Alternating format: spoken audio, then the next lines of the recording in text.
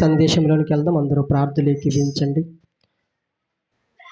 యేసుక్రీస్తునందు మమ్మల్ని అతి మిక్కిలిగా ప్రేమిస్తున్నా మా ప్రియ పరలోకముందున్న మా కన్న తండ్రి, మీ పరిశుద్ధమైన శ్రేష్టమైన దివ్యమైన నామానికి వేలాది వందనాలు, స్తుతులు, స్తోత్రాలు చెల్లించుకుంటున్నాం తండ్రి. ప్రభా తండ్రి, గడిచిన నెలంతా మమ్మల్ని కాచి కాపాడి ఈ డిసెంబర్ నెల మొదటి తేదీన ప్రభా మమ్మలను మీ సన్నిధానములో నిలవబెట్టి కొన్ని నిమిషాలు నేను స్తుతించడానికి, నేను ఆరాధించడానికి, నీ విలువైన మాటలు వినడానికి మేము సిద్ధపడడానికి తండ్రి మాకిచ్చిన గొప్ప తరుణాన్ని బట్టి మీకు వందనాలు, మీకు స్తోత్రాలు చెల్లించుకుంటున్నామయ్యా. వాతావరణాన్ని మీరు అనుకూలపరిచినందుకు మీకు స్తోత్రాలు తండ్రి. ప్రభా తండ్రి, తుఫాను మీరు అణిచివేసే దేవుడు, గొప్ప దేవుడు దేవా, నీకు వందనాలు చెల్లించుకుంటున్నాం. ప్రభా, ఈ తుఫాను వల్ల ఎవరికి ఎటువంటి ప్రమాదం కానీ ఆస్తి నష్టం కానీ జరగకుండా మీ కాపుదలు దయచేయండి తండ్రి. నీకు వందనాలు, స్తోత్రాలు. కొన్ని నిమిషాలు నీ వాక్యము మేము ధ్యానిస్తుండగా ఈ పరిశుద్ధాత్మ దేవుని సహాయమును మాకు తోడిని అనుగ్రహించండి. చెబుతున్న నాకు, నీ మాటలు వింటున్న ప్రజలందరికీ నీ తండ్రి సమయోచితమైన జ్ఞానమును వినగలిగే ప్రభా మనసును దయచేయండి. ప్రభా తండ్రి, ఇది నా మాటలుగా కాకుండా ఇది దేవుడు మాతో మాట్లాడుతున్నాడని తండ్రి ప్రతి ఒక్కరు వినేటప్పుడు ప్రభా గ్రహించగలిగే మంచి మనసును తండ్రి ప్రభా మా తండ్రి బలహీనతలను సరిచేసుకుంటూ బలాన్ని పొందుకొని ప్రభా ఆత్మీయంగా మేము దినదినము బలాభివృద్ధి పొందడానికి సహాయం అనుగ్రహించి ఈ ఆరాధన ద్వారా మీరు మాత్రమే మహిమ, ఘనత, ప్రభావములు పొందుకోమని మీ ప్రియకుమారుడు మా అందరి లోకరక్షకుడని యేసుక్రీస్తు నామంలో అడిగి వేడుకొనుచున్నాము కన్న తండ్రి, ఆమేన్. మరి కూడి వచ్చిన సంఘం అంతటికి, ఈ మాటలు ఉంటున్న ప్రజలందరికీ యేసుక్రీస్తు ప్రార్థన మందిరం తరఫున ప్రత్యేకమైన వందనాలు తెలియజేసుకుంటున్నాను. అలాగే గ్రామ పెద్దలకు, ఈ గ్రామంలో ఉన్న కాపురస్తులందరికీ మరి యేసుక్రీస్తు ప్రార్థన మందిరం తరఫున మరొకసారి వందనాలు తెలియజేసుకుంటున్నాము. చాలా విలువైన సంగతులు దేవుడు మనతో ప్రతి వారం మాట్లాడుతున్నాడు కనుక మనమందరము శ్రద్ధాశక్తులతో దేవుని మాటలు వినవలసిందిగా మీకు మరొకసారి మీకు మనవి చేస్తున్నాను. మన ప్రసంగాలు ఈ సోషల్ మీడియాలో అప్లోడ్ చేస్తున్నాం కనుక చాలామంది చూస్తున్నారు, చాలామంది ఫోన్ చేస్తున్నారు. దాన్ని బట్టి నేను ఎంతగానో దేవునికి కృతజ్ఞతాస్తుతులు చెల్లిస్తున్నాను.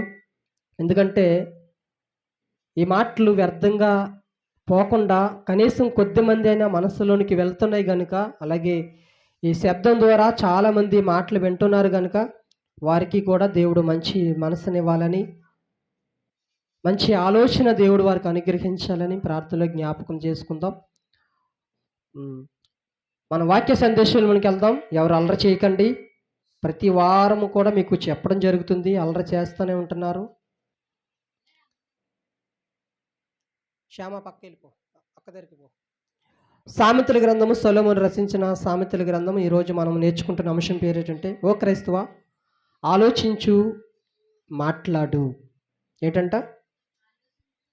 ఓ క్రైస్తవా, ఓ క్రైస్తవుడా మాట్లాడేటప్పుడు ఆలోచించు, మాట్లాడు. ఎందుకు ఆలోచించి మాట్లాడాలి అంటే,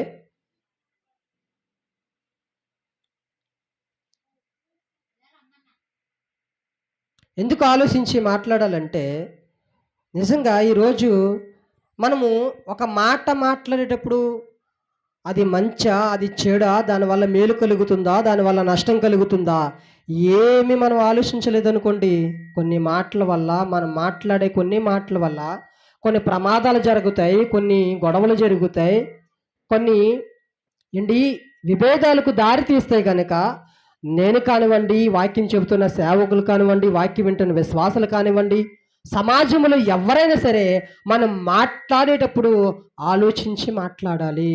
ఎందుకంటే మన మాటకు, మనం మాట్లాడే ఆ మాటలకు అంత పవర్ ఉంటుంది కనుక మనం మాట్లాడేటప్పుడు ప్రతి దానికి కూడా, మనం మాట్లాడడానికి ప్రతి దానికి కూడా ఒక మంచి ఆలోచన కలిగి, మంచి నిర్ణయం తీసుకొని, మంచి మనసుతో మనం మాట్లాడేవారిగా మనం ఉండాలి. కొంచెం ఇలా తిప్పి పర్లేదు, అర్థమవుతుంది కదా? చూద్దాం. సామెతల గ్రంథము 12వ అధ్యాయము 22వ వచనం.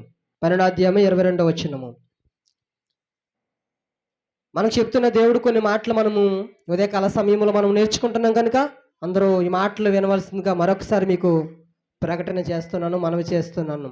సామెతలు రచించిన సామెతల గ్రంథము 12 22 వచనము. 22 వచనము. అబద్ధమాడే పెదవులు యెహోవాకి హేయములు, సత్యవర్తనులు ఆయనకి ఇష్టులు. ఎందుకంటే ఈరోజు సమాజంలో చూడండి సింపుల్గా అబద్ధం ఆడేసేవారు ఈరోజు సమాజంలో మనకి చాలా మంది కనిపిస్తున్నారు. కానీ దేవుడు ఏమంటున్నాడో తెలుసా? అబద్ధమాడే పెదవులు దేవునికి ఇష్టము లేనివి, దేవునికి అసహ్యము. అలాంటి పెదవులు దేవునికి అస్సలు నచ్చవు. ఎందుకంటే ఈరోజు అబద్ధాల వల్ల చాలా ప్రమాదాలు జరుగుతున్నాయి, అబద్ధాల వల్ల చాలా గొడవలు జరుగుతున్నాయి, అబద్ధాల వల్ల చాలా మంది నష్టపోతున్నారు. ఎందుకంటే చిన్నదానికి అబద్ధము, పెద్దదానికి అబద్ధం. అది సేవకుల, విశ్వాసుల, అది ఎవ్వరు కానివ్వండి, ప్రతి ఒక్కరి కూడా చాలా మంది తెలుసు మాట్లాడతారో తెలియక మాట్లాడతారో తెలియదు, కానీ చాలా ఎటకారంగా చాలా సింపుల్గా అబద్ధాలు ఆడేస్తుంటారు. మేము అది పని చేస్తున్నప్పుడు కానివ్వండి, సేవకులతో జర్నీ చేస్తున్నప్పుడు కానివ్వండి, ఏమైనా ఫోన్ కాల్స్ వస్తున్నప్పుడు కానివ్వండి, సింపుల్గా మనము చాలా చాలా సింపుల్గా చాలామంది ఎటకారం ఆడేసేవారు మనకి సమాజంలో కనిపిస్తారు. కానీ అలాంటి వారిని దేవుడు ఏమంటున్నాడో తెలుసా? అబద్ధమాడే పెదవులు దేవునికి నచ్చవు, దేవునికి అసహ్యమైనవి. అలాంటి వారు దేవునికి నచ్చరు.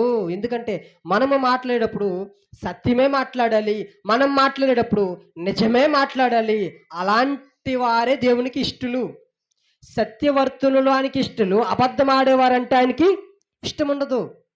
చూడండి, సమాజంలో చాలామంది భార్యలు భర్తల దగ్గర ఎన్నో అబద్ధాలు ఆడుతుంటారు. ఒక చోటకి వెళ్తారు, మరొక చోటకి వెళ్ళానని భర్త దగ్గర అబద్ధం ఆడతారు. దానివల్ల ఎన్ని గొడవలు జరుగుతాయి తెలుసా? అలాగే భర్తలు కూడా పనికి వెళ్తానంటాడు, కానీ పనికి వెళ్ళడు. ఇలా అబద్ధాలు ఆడుతున్న వల్ల కుటుంబంలో భార్య భర్తల మధ్య ఎన్నో గొడవలు దారి తీస్తున్నాయి. ఎంతోమంది కాపురాలు కూలిపోతున్నాయి. ఎందుకంటే భార్యని కానీ భర్తను కానీ ఆ మాట మనం నమ్ముతున్నాం కనుక, ఆ మాట నమ్ముతున్నప్పుడు నిజమే కదా మాట్లాడాలి. నిజం మాట్లాడకుండా మనం అబద్ధం మాట్లాడితే ఒకానొక రోజు అది అబద్ధమని తెలిసిన తర్వాత ఆ భార్య ఎంత బాధపడుతుంది, ఆ భర్త ఎంత బాధపడతాడో ఒకసారి మీరు ఆలోచించాలి. ఎందుకంటే అబద్ధాల వల్ల అంత ప్రమాదం ఉంది. ఈరోజు కాపురాలు కూలిపోతున్నాయి, ఈరోజు కుటుంబాలు విడిపోతున్నాయి, ఈరోజు సమాజంలో చాలా గొడవలకు దారి తీస్తుంది. ఏమిటంటే మనము నోటు నుంచి వచ్చే ఒక మాట, అబద్ధమైన మాట వల్ల ఈరోజు ఎంతోమంది నష్టపోతున్నారు, ఎంతోమంది నాశనం అయిపోతున్నారు. సంబంధాలకు వెళ్తారు, జాబ్ అంటాడు, మా అబ్బాయికి జాబ్ ఉందని అంటారు. అమ్మాయి గాళ్ళకి కొంతమంది ఎంక్వైరీ చేసుకోకుండా జాబ్ ఉందంటున్నారు కదా అనేసి సంబంధాలు కలుపుకుంటారు. కొన్ని రోజులకి తెలుస్తుంది అబ్బాయికి జాబ్ లేదని. ఏమైపోతాయి? కాపురాలు కూలిపోతున్నాయి, విడాకుల వరకు వెళ్ళిపోతున్నాయి, సంబంధాలు తెగిపోతున్నాయి. అది తెలియక ఆడతారో తెలియదు, కానీ అబద్ధం వల్ల ఒక కుటుంబం నాశనం అయిపోతుంది, ఒక కుటుంబం కాపురం కూలిపోతుంది. మనం ఉన్నట్టుగా చెప్పాలి. 500 వస్తుందా? 500 అని చెప్పాలి. జాబ్ ఉందా? జాబ్ అని చెప్పాలి. వేటకి వెళ్తున్నామా? వేటకి వెళ్ళని చెప్పాలి. ఆస్తి ఉందని చెప్పాలి. అప్పులున్నాయని చెప్పాలి. ఇవేం చెప్పకుండా 20 లక్షల అప్పులు ఉంటాయి, 10 లక్షల అప్పు ఉంటుంది. ఏం అప్పు లేదండి, బోల్డ్ ఆస్తి ఉందండి, అక్కడ పొలం ఉందండి, ఇక్కడ పొలం ఉందండి, అక్కడ ఇల్లు ఉన్నాయి, ఇక్కడ ఉన్నాయి, బంగారం ఉందండి, అది ఉందని అంటారు. కొన్ని రోజులైన తర్వాత మరి బండారం అంతా బయటపడుతుంది. తర్వాత ఏమవుతాయి? కాపురాలు కూలిపోతున్నాయి, చాలామంది సంబంధాలు తెంపేసుకుంటున్నారు, సంబంధాలు తెగ్గొట్టేసుకుంటున్నారు. మీ అబ్బాయి మాకొద్దు, మీ అమ్మాయి మాకొద్దు, మాకు అంత ఇస్తానన్నారు, ఇంత ఇస్తానన్నారు అనేసి ఈరోజు అబద్ధం వల్ల చాలామంది నాశనం అయిపోతున్నారు. చాలామంది గొడవల కుటుంబాలకి కారణం ఏంటంట? అబద్ధం ఆడితే అబద్ధం ఆడితే దేవునికి నచ్చము. దేవునికి అసహ్యమైన వారు ఎవరంటే అబద్ధం ఆడేవారు. అది చిన్న విషయంలోనైనా, అది పెద్ద విషయంలోనైనా, భర్త దగ్గర, భార్య దగ్గర, పిల్లల దగ్గర, తల్లిదండ్రుల దగ్గర, ఎవరి దగ్గర ఏ మనిషి, ఏ వ్యక్తి కూడా అబద్ధం ఆడకూడదు. అబద్ధం ఆడడం వల్ల ఒకానొక రోజు నిజం తెలిసిన తర్వాత ఆ మనిషి ఎంత బాధపడతాడు. అయ్యో, నా భార్యని నమ్మానే, తన పుట్టింటికి వెళ్తానని చెప్పిన అమ్మాయి తన పుట్టింటికి ఆ రోజు వెళ్ళలేదని తెలిస్తే ఆ భర్త ఎంత కుమిలిపోతాడు. పనికి వెళ్తున్నాడని భర్త పనికి వెళ్లకుండా, మీ ఆయన పనికి రాలేదమ్మా, మీ అబ్బాయి స్కూల్కి రాలేదమ్మా, మీ అబ్బాయి కాలేజీకి రాలేదమ్మా అని తల్లిదండ్రులకి తెలిస్తే ఆ తల్లిదండ్రులు ఎంత బాధపడతారు. తన భర్త పనికి వెళుతున్న భర్త పనికి రాలేదని చెప్తే ఆ భార్య ఎంత కుమిలిపోతుంది, ఎంత బాధపడుతుంది, ఎన్ని గొడవలు అవుతాయి కుటుంబాల్లో. ఒకసారి మీరు ఆలోచించండి. అబద్ధం ఆడడం వల్ల నాశనం అయిపోతాం. అబద్ధం ఆడడం వల్ల గొడవలకి దారి తీస్తుంది. అబద్ధం ఆడడం వలన మనం దేవునికి నచ్చము. అంత మాత్రమే కాదు, అబద్ధం ఆడడం వలన దేవుని కృప నుండి మనం తొలగిపోతాం, దూరం అయిపోతాం. అబద్ధం ఆడడం వల్ల బైబిల్లో ఒక జంట చనిపోయారు తెలుసా? ఒక జంటనే దేవుడు చంపేశాడు. దేవుని దగ్గరే అబద్ధం ఆడిన ఆ జంట ఆ రోజు దేవుడు వారిని పదే పదే ప్రశ్నించేటప్పటికి కూడా వారి నిజము పలకకుండా అబద్ధం ఆడడం వలన ఇద్దరు భార్య భర్తలు చనిపోయారు. ఇటు అబద్ధం ఆడడం వల్ల మనుషులు చనిపోతారంటే ఇదిగో బైబిల్ సెలవిస్తుంది, అబద్ధం ఆడడం వలన కూడా ప్రాణాలు పోయే అవకాశాలు ఉన్నాయి. అబద్ధం ఆడడం వలన దేవుని కృప నుండి దూరం అయిపోయే అవకాశాలు ఉన్నాయి. అబద్ధం ఆడడం వలన కాపురాలు కూలిపోయే అవకాశాలు ఉన్నాయి. అబద్ధం ఆడడం వల్ల ఇంట్లో కుటుంబాల్లో మనశ్శాంతి లేక గొడవలకి దారి తీసే పోలీస్ స్టేషన్ అని కోర్టులని మెట్లెక్కే రోజులు వస్తాయి. ఏ వ్యక్తి దగ్గర కూడా మనం అబద్ధం ఆడడానికి వీలు లేదు. అది అప్పులు బాకున్న వారి దగ్గరైనా, తల్లిదండ్రుల దగ్గరైనా, టీచర్ల దగ్గరైనా, సేవకుల దగ్గరైనా, ఎవరి దగ్గరైనా మనం అబద్ధం ఆడడానికి వీలు లేదు. ఏ క్రైస్తవుడు కూడా అబద్ధం ఆడడానికి వీలు లేదు. అది క్రైస్తవులకి తగదు. అబద్ధం అన్నది తగదు. క్రైస్తవులంటే నిజమే మాట్లాడతారు. క్రైస్తవులంటే వాస్తవమే మాట్లాడతారు. క్రైస్తవులంటే సత్యం పక్షానే నిలబడతారనే ఒక స్టేట్మెంట్ ప్రపంచం, సమాజం మన కోసము గర్వంగా చెప్పాలి. ఇటు క్రైస్తవుడండి, ఈ అమ్మాయి అబద్ధం ఆడదండి, ఇటు క్రైస్తవుడండి, వీరు చర్చికి వెళ్తారండి, ప్రభువుని నమ్ముకున్నారండి, వీరి నోటి నుండి ఏ అబద్ధం రాదండి అని మన కోసము సమాజం స్టేట్మెంట్ ఇవ్వాలి. దేవునికి మహిమ కలుగును గాక. అబద్ధం ఆడడం వల్ల చాలా ప్రమాదం ఉంది. అబద్ధం ఆడడం వల్ల నష్టపోతాం. అబద్ధం ఆడడం వల్ల దేవుని కృప నుండి మనం తొలగిపోయే అవకాశం ఉంది. అబద్ధం ఆడడం వలన మన ప్రాణాలు పోయే అవకాశాలు కూడా ఉన్నాయి. జాగ్రత్త, బీ కేర్ఫుల్. మీరు మాట్లాడేటప్పుడు నిజమే మాట్లాడాలి. మీరు మాట్లాడేటప్పుడు సత్యమే మాట్లాడాలి, కానీ అబద్ధం ఆడకూడదు. అబద్ధపు మాటలు మీ నోట నుండి రాకూడదని దేవుడు బైబిల్ పరిశుద్ధ గ్రంథములో నుండి ఎన్నో మాటలు వ్రాయించిన గ్రంథాన్ని మనము పరిశీలన చేస్తున్న ఉదయకాల సమయంలో ఈ డిసెంబర్ నెల 1వ తేదీన ఆదివారం నాడు మనం ఆరాధనలో ఈరోజు దేవుడు మనతో మాట్లాడుతున్నట్టు ఏంటంటే, ఓ క్రైస్తవా, మాట్లాడేటప్పుడు నువ్వు ఆలోచించి మాట్లాడు. ఆలోచించి మాట్లాడకపోతే ప్రాణాలు పోతాయి. ఆలోచించి మాట్లాడకపోతే గొడవలు కుటుంబాలు జరుగుతాయి. ఆలోచించి మాట్లాడకపోతే దేవుని కృప నుండి తొలగిపోతావు. ఎంతో మంది నష్టపోయే అవకాశాలు ఉన్నాయి. ఎన్నో కాపురాలు కూలిపోయే అవకాశాలు ఉన్నాయి. బిడ్డల మీద తల్లిదండ్రులకి నమ్మకం అనేది పోయే అవకాశం ఉన్నది. మీరు కాలేజీకి వెళ్తున్నారా, కాలేజీకి వెళ్ళండి. స్కూల్కి వెళ్తున్నారా, స్కూల్కి వెళ్ళండి. స్కూల్కి వెళ్ళి కాలేజీకి వెళ్తానని చెప్పి మీకు ఇష్టం వచ్చినట్టుగా తిరిగితే మీ తల్లిదండ్రులు రేపొద్దున్న మీరు ఎక్కడికి వెళ్ళినా మీ మీద నమ్మకం ఉండదు. మీరు మాట్లాడేది అబద్ధమా నిజమా అనే వారు ఆలోచించుకునే విషయాల్లోనికి, ఆ టైంలోనికి, ఆ సమయంలోనికి వెళ్ళిపోతారు. మనం మాట్లాడేటప్పుడు నిజమే మాట్లాడాలి, నిజమే మాట్లాడాలి. కీర్తన గ్రంథం 51వ అధ్యాయం, కీర్తన గ్రంథం 51వ అధ్యాయము 6వ వచనంలో ఒక మంచి మాట దేవుడు రాయించిన మాట నేను చదువుతున్నాను, జాగ్రత్తగా వినండి. కీర్తన గ్రంథం 51వ అధ్యాయము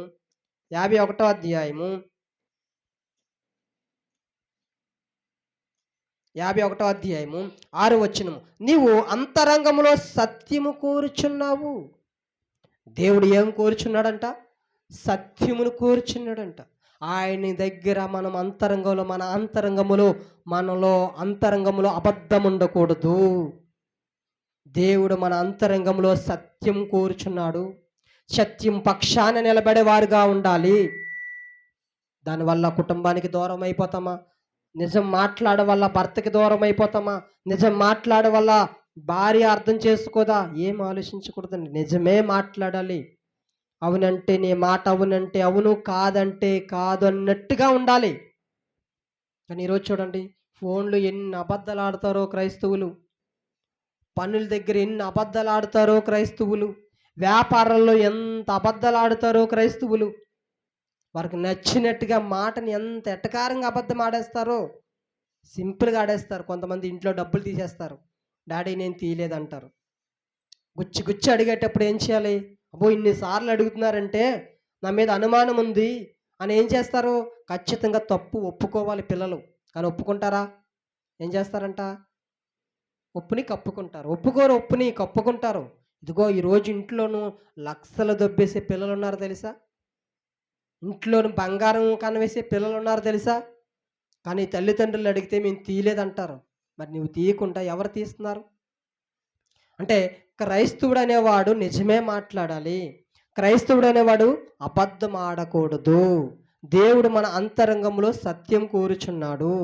మరొక మాట నేను చూపిస్తున్నాను. అపొస్తలుడైన పౌలు ఎఫెసీ సంఘానికి పత్రిక రాస్తూ 4వ అధ్యాయము 15వ వచనములో ఒక మంచి మాట రాయించాడు దేవుడు.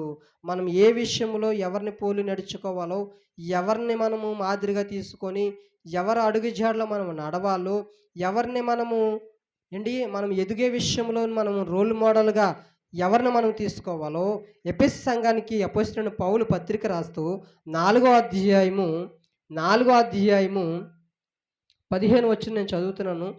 మీరందరూ పరిశుద్ధ గ్రంథాన్ని తెరిచి చూడవలసిందిగా మీకు మాటలు తెలియజేస్తున్నాను. ప్రేమ కలిగి సత్యము చెప్పుచు. ఈరోజు చూడండి, సేవకులు కూడా సత్యం చెప్పే సేవకులు చాలా కొదువుగా ఉన్నారు, తక్కువ మందిగా ఉన్నారు. కానీ అబద్ధం ఆడే సేవకులు, అబద్ధం బోధించే సేవకులు ఈరోజు ఎంతోమందికి కనిపిస్తున్నారు. యేసుక్రీస్తు దేవుడు కాదనేవారు కొంతమంది, యేసుక్రీస్తు రకరకాలని బిరుదులు ఇచ్చేవారు కొంతమంది, యేసుక్రీస్తు దేవుడే కాదని డిక్లేర్ చేసే బోధకులు ఉన్నారు తెలుసా? అలాంటి బోధలు సమాజంలో వినిపిస్తున్నాయి తెలుసా? రకరకాలుగా అబద్ధపు బోధలు, దురాత్మతో సాతాను సంబంధులను ఎంతోమంది సేవకులు, సంఘాలు నడిపించే సేవకులు ఎంతోమంది ఉన్నారు. సత్యం చెప్పేవారు చాలా కొదువుగా ఉన్నారు. సత్యం చెప్తున్నాను అనుకుంటున్న వారిలో కూడా మోసం చేసే సేవకులు కూడా ఉన్నారు. మా దగ్గరే సత్యము, మేమే సత్యం చెప్తాం అనుకున్న వారిలో కూడా చాలా లోపాలు కనిపిస్తున్నాయి. ఈరోజు సత్యం చెప్పే సేవకులు చాలా కొదువుగా ఉన్నారు. కష్టపడి బైబిల్ గ్రంథాన్ని, పరిశుద్ధ గ్రంథాన్ని ధ్యానించి అందులో ఉన్న సత్యాన్ని ఉన్నట్టుగా చెప్పే సేవకులు చాలా తక్కువ మందిగా ఉన్నారు.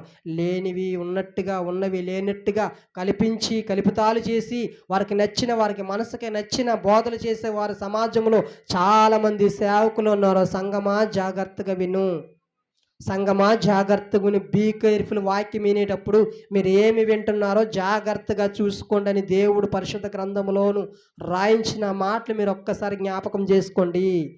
అది పెద్ద సేవకుడా, చిన్న సేవకుడా, వేరే కంట్రీ నుంచి వచ్చాడా అని ఏమి ఆలోచించకుండా బైబిల్ గ్రంథములో సేవకుడు చెబుతున్న మాటలు అలా ఉన్నవా లేవని పరిశీలన చేసే సంఘముగా ఉండాలి.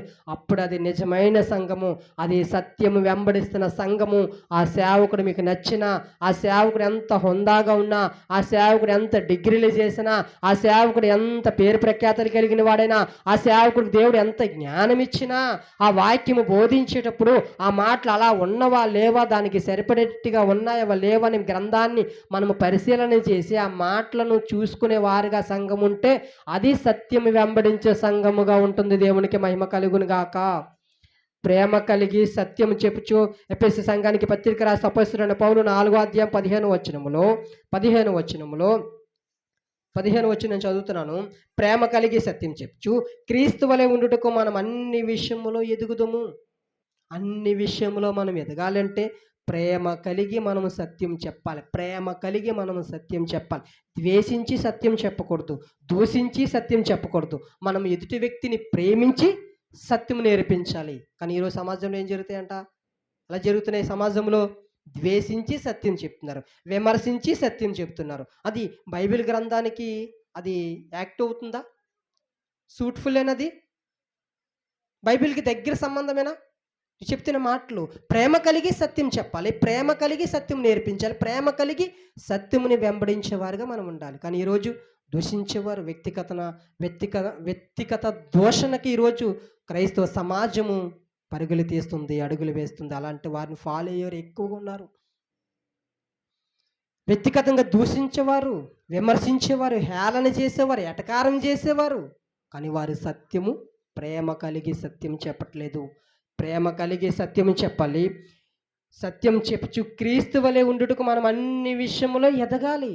క్రీస్తుని రోల్ మోడల్‌గా పెట్టుకొని క్రీస్తు ఎలా మాట్లాడాడు, ఒక అబద్ధాన్ని ఖండించేటప్పుడు ఎలా మాట్లాడాడు, ఆ బేస్ చేసుకొని, ఆ మాటలు బేస్ చేసుకొని మనం సమాజాన్ని ఆలోచింపజేసే విధంగా మనం మాట్లాడాలి గానీ, ఆ వ్యక్తిని మన నుంచి దూరం చేసుకునే వారిగా, ఆ వ్యక్తి మన మీద కక్ష పెంచే విధంగా మనము ఏ క్రైస్తవుడు, ఏ సేవకుడు కూడా మాట్లాడకూడదు. ఈరోజు కక్షలు పెంచేసుకుంటున్నారు. ఒక సేవకుడి మీద మరొక సేవకుడు కక్షలు పెంచేసుకుంటున్నారు. నిన్ను చంపేస్తాను, ఏంటి ఒక రౌడీలా మాట్లాడుకుంటున్నారు. వార్నింగ్‌లు ఇచ్చుకుంటున్నారు. చాలా భయంకరమైన మాటలు మనకు సమాజంలో సోషల్ మీడియాలో మనకి కనిపిస్తున్నాయి. సత్యం చెప్పుచు ప్రేమ కలిగి సత్యం చెప్పాలి. ప్రేమ ఉండాలి. మనము ఎదుటి వ్యక్తితో మాట్లాడేటప్పుడు, ఎదుటి వ్యక్తితోనే మనము సత్యం నేర్పిస్తున్నప్పుడు ప్రేమ కలిగి ఆ వ్యక్తి ఆలోచించే విధంగా, ఆ వ్యక్తి సత్యానికి దగ్గరయ్యే విధంగా మనం సత్యాన్ని నేర్పించేవారిగా ఉండాలి. ఒక 2 పాయింట్లు చెప్పి నా మాటలు ముగిస్తున్నాను. మొదటి పాయింటు, క్రైస్తవుడు అనేవాడు అబద్ధం ఆడకూడదు. అబద్ధం ఆడడం వలన బైబిల్ గ్రంథములో ఒక జంట మరణించారు. దేవునితో అబద్ధం ఆడడం వలన వారి ప్రాణాలే కోల్పోయారు. దేవునితో అబద్ధం ఆడడం వలన వారి ప్రాణాలే కోల్పోయారు. మనము అబద్ధం ఆడడం వలన గొడవలకు దారి తీస్తుంది. మనం అబద్ధం ఆడడం వలన దేవుని కృప నుండి తొలగిపోయే అవకాశం ఉంది, దూరమైపోయే అవకాశం ఉంది. మనం అబద్ధం ఆడడం వలన భార్యకు భర్త మీద నమ్మకం పోతుంది, భర్త భార్య మీద నమ్మకం పోతుంది, పిల్లల మీద తల్లిదండ్రులకు నమ్మకం పోతుంది, తల్లిదండ్రుల మీద బిడ్డలకు నమ్మకం పోతుంది. సింపుల్‌గా పిల్లల దగ్గర మనం అబద్ధం ఆడామనుకోండి, పెద్ద అయిన తర్వాత వారు అదే నేర్చుకుంటారు. అలా సాతాను వలలోనికి వారు చిక్కిపోతారు, దేవునికి దూరం అయిపోతారు. దేవునికి దూరం అయిపోతే ఎంత భయంకరమైన పరిస్థితుల్లోనికి వెళ్ళిపోతామో తెలుసా? చాలా దారుణమైన పరిస్థితుల్లోనికి వెళ్ళిపోతాం. మరొక రెండో మాట నేను చెప్తున్నాను. వేషధారణ అనేది క్రైస్తవుడికి ఉండకూడదు. వేషధారణ ఉంటే ఎంత ప్రమాదమో కొన్ని మాటలు నేను చూపిస్తున్నాను. అదే సామెతల గ్రంథం 23వ అధ్యాయము, సామెతల గ్రంథము 23వ అధ్యాయము 7వ వచనం 8వ వచనము. అట్టివాడు తన అంతరంగములో తన ఆంతర్యములో లెక్కలు చూచుకొనివాడు. తినుము త్రాగుము అని అతడు నీతో చెప్పును గాని అది హృదయములో నుండి వచ్చి మాట కాదు. చాలండి. 23వ అధ్యాయం సామెతల గ్రంథం, సొలొమోను రచించిన సామెతల గ్రంథం 23వ అధ్యాయము 7వ వచనము. తినుము త్రాగుము అని అతడు నీతో చెప్పునే గాని అది హృదయంలో వచ్చిన మాట కాదు. ఈరోజు చూడండి, మాటలతో బూరెలు వండేస్తారు కొంతమంది. విన్నారు ఎప్పుడైనా సామెత? మరి మాట్లాడుతుంటే ఏమంటారు తెలుసా? నువ్వంటే ఎంత ఇష్టమో తెలుసా నాకు, నీకోసం ప్రాణం పెట్టేస్తానంటారు, నీకోసం నేను ఏదైనా త్యాగం చేస్తానంటారు, ఏదైనా వదులుకుంటానంటారు. కానీ ఏం చేస్తారంట? వారి మాటలే అలా ఉంటాయి కానీ వారి హృదయం అది కాదు. నువ్వు ఎంత మంచోడు, నీ సేవ ఎంత, నువ్వు ఎంత కష్టపడుతున్నావు, దేవుని కొరకు ఎంత ఆలోచిస్తున్నావు, నీకు ఇలా మేము ఉండలేకపోతున్నాం అంటారు. మనందరూ గొప్పలు చెప్తారు. కానీ మనం వెళ్ళిన తర్వాత మన కోసము చెడ్డగా ప్రచారం వారే. ఏ నోరైతే నీ కోసం మంచిగా మాట్లాడిందో, ఏ నోరైతే నువ్వు అది ఇది గొప్పగా మాట్లాడిందో, అదే నోరు నిన్ను కొన్నిసార్లు కూడా నువ్వు వెళ్ళిన వెంటనే నీ కోసము మాట్లాడుకునే నోరు అదే. ఒకడు అంటాడంట, తిను తాగు అంటాడంట, కానీ అది హృదయములో నుండి వచ్చింది కాదు. హృదయములో నుండి వచ్చిన మాట కాదు అది. పై మాటకి ఏమంటాడంటే, రాగానే కూర్చో, టీ తాగుతావా, డ్రింక్ తాగుతావా, భోజనం తింటావా అంటారు. గతంలో ఒక విషయం ఏంటంటే, ఒక దగ్గరికి ఒక 15 సంవత్సరాల క్రితం జరిగిన స్టోరీ ఏంటంటే, ఒక చెల్లెమ్మ నన్ను ఏమన్నదంటే భోజనం చేయమంది. నిజానికి వాళ్ళ ఇంట్లో భోజనం లేదు. ఒక 15 సంవత్సరాల క్రితం జరిగిన స్టోరీ చెప్తున్నాను. వారు అన్నం వండుకోలేదు, వారి ఇంట్లో అన్నం లేదు. కానీ నేను తిననేసి తను ఏమందంటే, ఇంటికి వెళ్ళగానే అని అన్నం తిని అన్నది. అన్నం తినగానే తిను అనగానే నేనేమన్నాను తెలుసా? అన్నం పెట్టా అన్నాను. ఎంత సిగ్గుసెడిపోయింది తెలుసా? అంటే కొన్నిసార్లు మనము ఆ వ్యక్తి మన దగ్గర పెట్టే స్థితి ఉందనుకోండి, అది పెట్టాలి. డ్రింక్ తాగు అంటే డ్రింక్ ఉంటే ఆ మాట అనాలి. లేకపోతే నీకు ఇష్టం లేక కూడా ఆ మాట అనకూడదు. నీ మనస్ఫూర్తిగా నీకు నచ్చారా? నీకు డ్రింక్ ఇవ్వాలనిపిస్తుందా? మనస్ఫూర్తిగా ఇవ్వు. అది పెదవుల నుండి ఆ మాట రాకూడదు. భోజనం చెయ్యి, కూర్చో, నువ్వంటే నాకు చాలా ఇష్టం, నేను చాలా గౌరవిస్తున్నాను అనేసి మనము నోటితో కాదు, అది క్రియల రూపకంగా చూపించాలి. అప్పుడు అది నిజం. అప్పుడు నువ్వు మాట్లాడిన మాట నిజం. నేను ఒక వ్యక్తిని బాగా పొగిడేసి, ఆ వ్యక్తి వెళ్ళిపోయిన తర్వాత, ఆ వ్యక్తి కోసం నేను బ్యాడ్ ప్రచారం చేశాననుకోండి, అది మంచి పద్ధతేనా? కాదు కదా! నేనందుకే నాకు నచ్చే సేవకుల కోసం కూడా ఎక్కడ నేను మాట్లాడను. వారికి నేను భజన చేయను. వారికి తప్పు చెప్తే తప్పని చెప్తాను.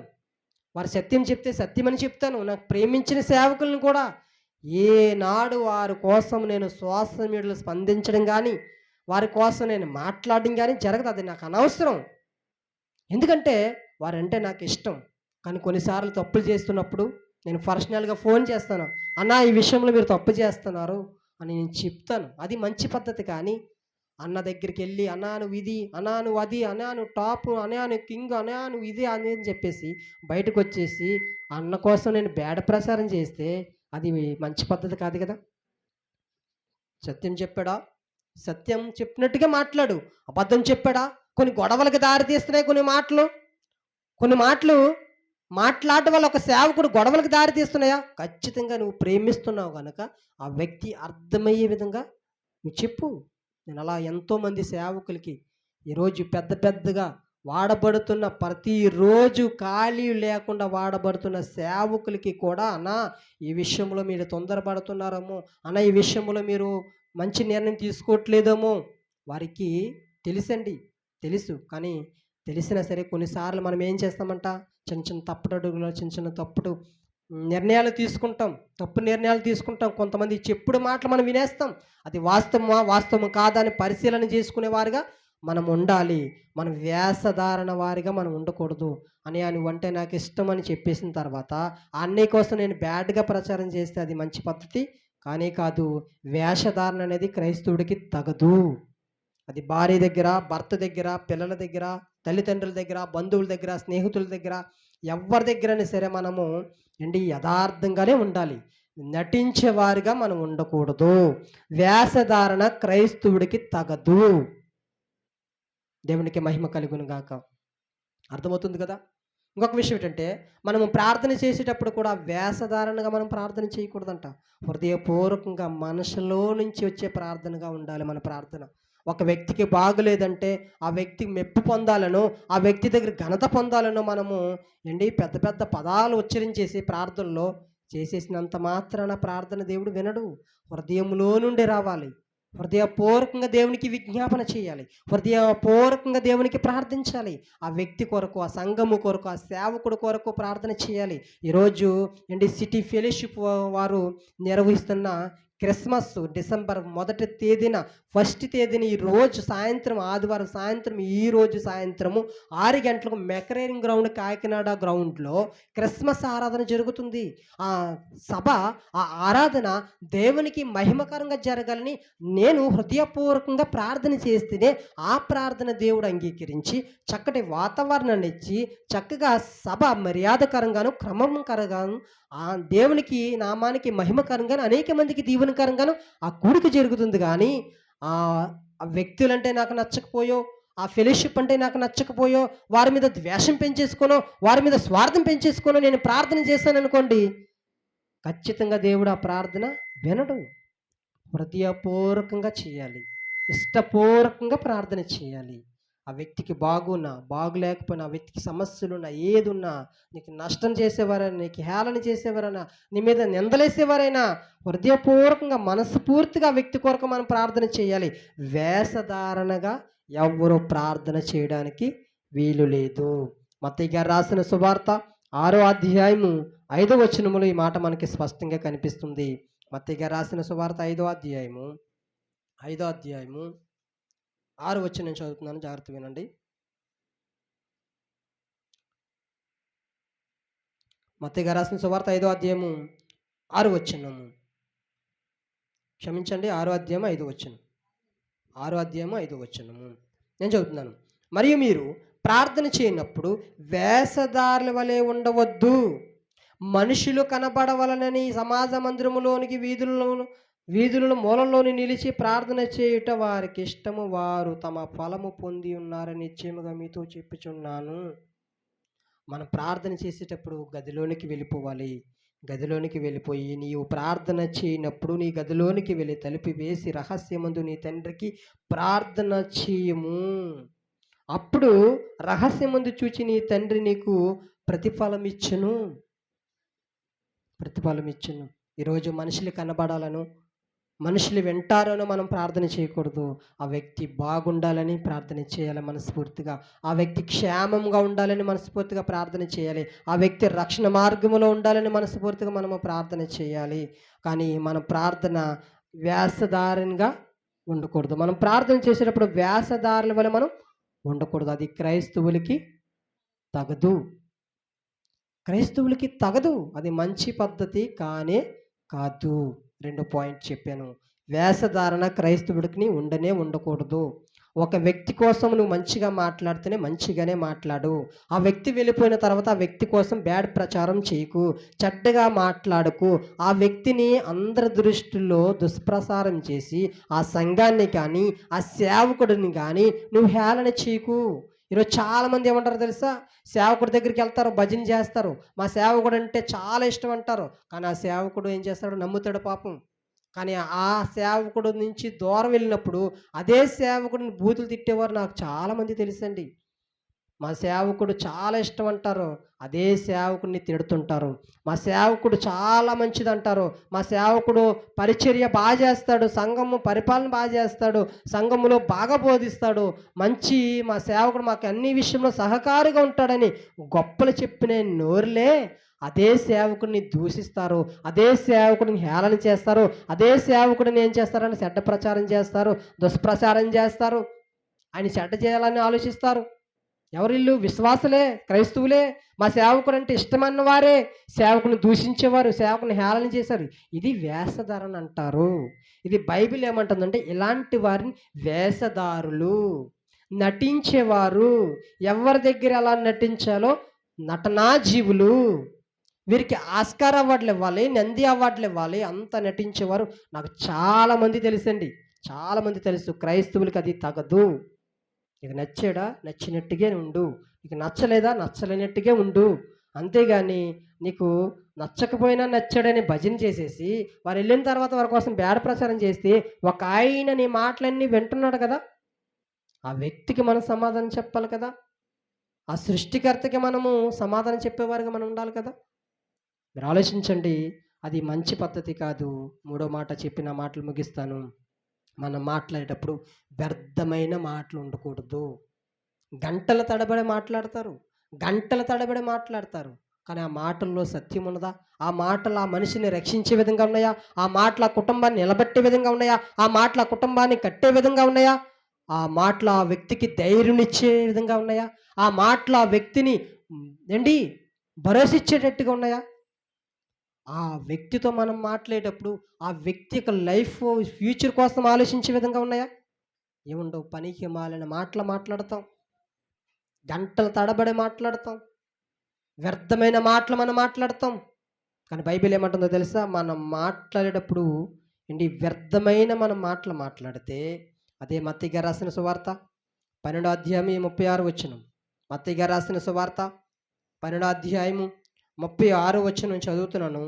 నేను మీతో చెప్పినదేమనగా మనుషులు పలుకు వ్యర్థమైన ప్రతి మాటను గురించి విమర్శ దినమున లెక్క చెప్పవలసి ఉండెను. విమర్శ దినమందున లెక్క చెప్పవలసి ఉండెను. అంటే మనం మాట్లాడేటప్పుడు యథార్థంగా మాట్లాడాలి. మనం మాట్లాడేటప్పుడు సత్యమే మాట్లాడాలి. మన మాటల్లో వ్యర్థమైన మాటలు మన నోటన ఉచ్చరించకూడదు. ఒకవేళ ఉచ్చరిస్తే అవన్నీ లెక్కలోనికి విమర్శ దినమందున మనం లెక్క అప్పగించాలంటండి దేవునికి. అప్పగిస్తామా? అయ్యా, నువ్వు పలానా వ్యక్తితో నువ్వు వ్యర్థమైన మాటలు మాట్లాడవు, పనికి మాలిన మాటలు మాట్లాడవు, అవి నీ ఫ్యూచర్కి కానీ నీ భక్తి జీవితానికి కానీ నీ విశ్వాసానికి కానీ సంబంధం లేని మాటలు మాట్లాడవు అదే ఆ వ్యక్తితో అన్ని మాటలు మాట్లాడావే, ఒక్కసారైనా స్వార్థ కోసం చెప్పావా? ఒక్కసారైనా దేవుని ప్రేమ కోసం, ఆయన లక్షణాల కోసం ప్రచురం చేసావా? లేకపోతే ఆ వ్యక్తిని ధైర్యపరిచావా? ఆ వ్యక్తికి ఫ్యూచరు నిరీక్షణ కలిగి దేవుని కొరకు ఎదురు చూసే వ్యక్తిగా నిలబెట్టావా నీ మాటల వల్ల? ఏముండవు. వ్యర్థమైన మాటలు, పనికి మాలిన మాటలు. ఈరోజు మాట్లాడేవారు క్రైస్తవులు, విశ్వాసులు ఉన్నారు. ఎంతోమంది తల్లులు ఉన్నారు. గంటల మాట్లాడతారు. వ్యర్థమైన మాటలు మన నోటన రానే రాకూడదు. ఒకవేళ వస్తే విమర్శ దినమందున మనం లెక్క అప్పగించేవారుగా ఉంటాము గనక బీ కేర్ఫుల్, జాగ్రత్తగా ఉండండి. ఓ క్రైస్తవా, ఆలోచించి మాట్లాడు. ఓ క్రైస్తవా, ఓ క్రైస్తవుడా, ఓ క్రైస్తవురాలు, నువ్వు మాట్లాడేటప్పుడు ఆలోచించి మాట్లాడు. నీ మాటలు ఒక మనిషికి మేలు కలిగించే విధంగా ఉన్నాయా? ఒక మనిషికి నష్టం కలిగించే విధంగా ఉన్నాయా? నీ మాటలు ఒక వ్యక్తిని నిలబెట్టే విధంగా ఉన్నాయా? ఒక వ్యక్తిని పడగొట్టే విధంగా ఉన్నాయా? నువ్వు మాట్లాడేటప్పుడు ఒక వ్యక్తి బలపరచబడుతున్నాడా? లేకపోతే బలహీనమైపోతున్నాడా? నీ మాట్లాడేటప్పుడు ఒక వ్యక్తి ధైర్యము తెచ్చుకుంటున్నాడా? బలహీనుడైపోతున్నాడా? నువ్వు మాట్లాడేటప్పుడు ఆ వ్యక్తి విశ్వాసములో ముందడుగులేస్తున్నాడా? లేకపోతే నీ మాటల వల్ల విశ్వాసములో నీ వెనక్కి వచ్చేస్తున్నాడా? నీ బోధ వల్లే కానీ, నీ మాటల వల్లే కానీ, నీ ప్రవర్తన వల్ల కానీ ఒక వ్యక్తి విశ్వాసములో బలంగా, దృఢంగా ఉండాలి. కానీ బలహీనపరిచే విధంగా ఉండకూడదు. అధైర్యపరిచే వారిగా మన మాటలు ఉండకూడదు. వ్యర్థమైన మాటలు మనం మాట్లాడకూడదు. పనికి మాలిన మాటలు మన నోటిన రానే రాకూడదు. గ్రంథం సెలవిస్తున్న మాటలు. అదే మత్తయి గారు రాసిన సువార్త 7వ అధ్యాయము 6వ అధ్యాయము 7వ వచనం. అదే మత్తయి గారు రాసిన సువార్త 6వ అధ్యాయము 7వ వచనం. 6వ అధ్యాయము 7వ వచనము. మరియు మీరు ప్రార్థన చేయనప్పుడు అన్యజనుల వలె వ్యర్థమైన మాటలు వచింపవద్దు.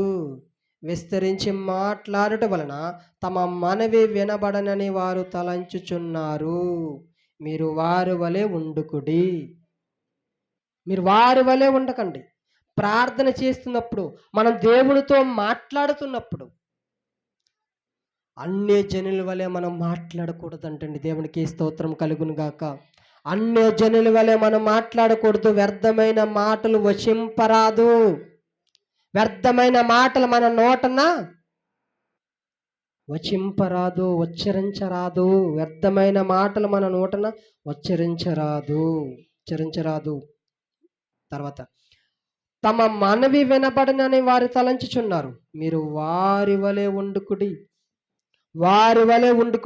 మీరు మీ తండ్రిని అడగక మునిపే మీ అక్కర్లన్నీ ఉన్నవే ఆయనకు తెలియను. దేవునికి తెలుసు. మనం దేవుని ఏది అడగాలో ఆయన చిత్తంలో అది అడగాలి. దేవుని చిత్తానుసారంగా అడగాలి. నాకు ఉండడానికి ఇల్లు లేకపోయినా కారు అడిగితే అది పద్ధత? కారు ఇస్తే ఎక్కడ పెట్టుకుంటావు? నీకు ఉండడానికి ఇల్లు ఉండాలి. నువ్వు ఒక మందిరానికి ఒక స్థలం కావాలన్నా ఆ స్థలము దేవుని చిత్తం ప్రకారంగా ఉండాలి. నువ్వు సంఘములో 10 మంది ఉండరు, కానీ 10 ఎకరాల స్థలం అడిగితే బాగుంటుందా? అంటే కొన్ని మాటలు ప్రార్థన చేస్తున్నప్పటికీ కూడా ఆ ప్రార్థన దేవుడికి చిత్తానుసారంగా ఉండాలి. దేవుడు మనకి సమాధానం ఇచ్చే విధంగా ఉండాలి. అలాగ మనం ప్రార్థనలు అడగాలి. వ్యర్థమైన మాటలు అన్ని జనుల వలె మనం ప్రార్థనలో ఉచ్చరించరాదు. వ్యర్థమైన మాటలు మనం ఏ వ్యక్తితో మాట్లాడకూడదో, మాట్లాడితే విమర్శ దినమందున మనం లెక్క అప్పగించవలసి ఉన్నవారము గనక బీ కేర్ఫుల్, జాగ్రత్తగా ఉండాలి. మన నోటిన అబద్ధపు మాటలు మాట్లాడకూడదు. మనం వేషధార వలె మన మాటలు ఉండకూడదు. నటించేవారుగా ఉండకూడదు. దొరికేస్తాం. సరైనోడు కొద్ది జ్ఞానం ఉండి బైబిల్ మీద కాస్త కోస్తో జ్ఞానం ఉండి కొంత సైకాలజీ తెలిసే వ్యక్తి అనుకోండి, నువ్వు వ్యర్థంగా మాట్లాడుతున్నావా? నువ్వు వేషధారంగా మాట్లాడుతున్నావా? నువ్వు మాటల్లో నటన ఉందా? నీ మాటల్లో వాస్తవం ఉన్నదా? వెంటనే పసిగట్టేస్తాడండి. దానివల్ల ఎంత హేళన చేయబడతావు తెలుసా? ఆ వ్యక్తి దృష్టిలో ఎంత చెడ్డగా చిత్రీకరించబడతావు తెలుసా? మన వేషధారణ వల్ల మన మాటలు ఉండకూడదు. యథార్థంగా ఉండాలి, నమ్మకంగా ఉండాలి. నమ్మకమైన మాటలు మనం మాట్లాడాలి. అబద్ధపు మాటలు మన నోట రాకూడదు. వేషధారణ మన జీవితంలో ఉండకూడదు. వ్యర్థమైన మాటలు మనం ఉచ్చరించరాదు. దానివల్ల దేవునికి లెక్క అప్పగించాలి. మన వ్యక్తి మన దగ్గర లేని వ్యక్తి, ఆ వ్యక్తి లేనప్పుడు ఆ వ్యక్తి కోసం మనం బ్యాడ్‌గా మాట్లాడవలసిన అవసరం లేదు. ఒకవేళ ఆ వ్యక్తిని సరిచేయాలనుంటే ఖచ్చితంగా మాట్లాడు. ఆ వ్యక్తితోనే మాట్లాడు. ఆ వ్యక్తినే సరిచేయి. లేకపోతే ఆ వ్యక్తితో ఎవరైతే క్లోజ్‌గా ఉంటున్నారో ఆ వ్యక్తితో సమాచారం తెలియచేయి. అది మంచి పద్ధతి గానీ, ఆ వ్యక్తి ఎళ్ళిపోయిన తర్వాత, ఆ వ్యక్తి కోసం మనం బ్యాడ్‌గా మాట్లాడుకుంటే అది మంచి పద్ధతి కాదు. విమర్శ దినమందు దేవుడికి లెక్క అప్పగించాలి గనక జాగ్రత్తగా ఉండవలసిందిగా మీకు మనవి చేస్తున్నాను. ప్రార్థన చేసుకుందాము. మనం మాట్లాడేటప్పుడు ఆలోచించి మాట్లాడాలి. దేవుడు ఈరోజు మనతో మాట్లాడాడు గనక అలాగుండేలాగున మనమందరము ప్రార్థన చేద్దాం. మహాపరిశుద్ధుడా, మహాగణుడా, మహోన్నతుడా, సర్వాధికారమైన దేవానికి వందనాలు, స్తుతులు, స్తోత్రాలు చెల్లించుకుంటూ మీ అపారమైన ప్రేమను బట్టి, మీ ఉచితమైన కృపను బట్టి మమ్మల్ని సజీవుల లెక్కలో ఉంచిన పరమ తండ్రి మీకు స్తోత్రాలు, మీకు వందనాలు చెల్లించుకుంటూ ఏదైనా మమ్మల్ని సజీవులుగా ఉంచిన పరమ తండ్రి మీకు స్తోత్రాలు. ప్రభా తండ్రి మేము మాట్లాడేటప్పుడు ప్రభా ఆలోచించి మాట్లాడాలని ఎన్నో విషయాలు ఈరోజు మాతో మాట్లాడనందుకు మీకు స్తోత్రాలు, మీకు వందనాలు చెల్లించుకుంటున్నాం. ప్రభా క్రైస్తవులుగా మేము పిలువబడుతున్నాం కానీ మా నోట ప్రభా తండ్రి అబద్ధపు మాటలు మా నోట వస్తున్నాయి. ప్రభా తండ్రి మేము నిజం మాట్లాడలేని పరిస్థితిలో ఉన్నాము. సత్యం మాట్లాడలేని పరిస్థితిలో ఉన్నాము. మమ్మల్ని క్షమించండి దేవా, మమ్మల్ని క్షమించండి. ప్రభా తండ్రి ప్రభా మేము ఎల్లప్పుడూ తండ్రి సత్యమే మాట్లాడితేనే నీకు ఇష్టమని నీ గ్రంథం సెలవిస్తుంది గనుక ఒకవేళ మేము అబద్ధం ఆడితే అది నీకు నచ్చదు గనుక దానివల్ల ప్రాణాలు పోయేవారు, పోగొట్టుకున్న వారు ఉన్నారు. దానివల్ల కుటుంబాల గొడవలకి దారి తీసేవారు ఉన్నారు. ప్రభా దానివల్ల మనశ్శాంతి లేకుండా ఉన్నవారు ఉన్నారు. దానివల్ల విశ్వాసంలో తొలగిపోయేవారు ఉన్నారు. ప్రభా అబద్ధం ఆడడం వలన ప్రభా మీ ఉచితమైన కృప నుండి తొలగిపోయే అవకాశాలు ఉన్నాయి కనుక మేము అట్టి స్థితిలోనికి వెళ్లకుండా మమ్మలను తండ్రి మీరు జ్ఞాపకం చేసుకోండి. ప్రభా మేము నటించేవారుగా, వేషధారణ కలిగి ఉండేవారుగా మేము ఉండకుండా ప్రభా తండ్రి మేము ఉన్నది ఉన్నట్టుగా మాట్లాడేవారుగా, నటించేవారుగా కాకుండా ప్రభా మనుషుల మెప్పు మేము పొందుకునేవారుగా కాకుండా కేవలం మిమ్మల్ని మెప్పించే విధంగా ఉండకు సహాయం దయచేయమని ప్రార్థిస్తున్నాం. ప్రభా మేము ఏమైనా మాట్లాడేటప్పుడు వ్యర్థమైన మాటలు మా నోటిలో వస్తున్నాయేమో దయతో క్షమించండి. ప్రభా మాకు నేర్పించండి, మాకు ఆలోచన దయచేయండి. విమర్శ దినమందు దేవుడు లెక్క అప్పగించాలి కనుక ఒక వ్యక్తి కోసం మేము ఎప్పుడు ప్రభా వ్యర్థమైన మాటలు మేము మాట్లాడకూడదని, ప్రభా మా వచ్చరణలో వ్యర్థమైన మాటలు ఉండకూడదని మేమందరం ఆలోచించి ప్రభా భయము కలిగి, భక్తి కలిగి, నీ యందు యథార్థత కలిగి, నీతి కలిగి, పరిశుద్ధత కలిగి జీవించడానికి సహాయం దయచేసి మీరు మాత్రం మహిమ తెచ్చి మమ్మల్ని దీవించి ఆశీర్వదించమని యేసు నామమున అడిగి వేడుకొనుచున్నాం తండ్రి. ఆమేన్.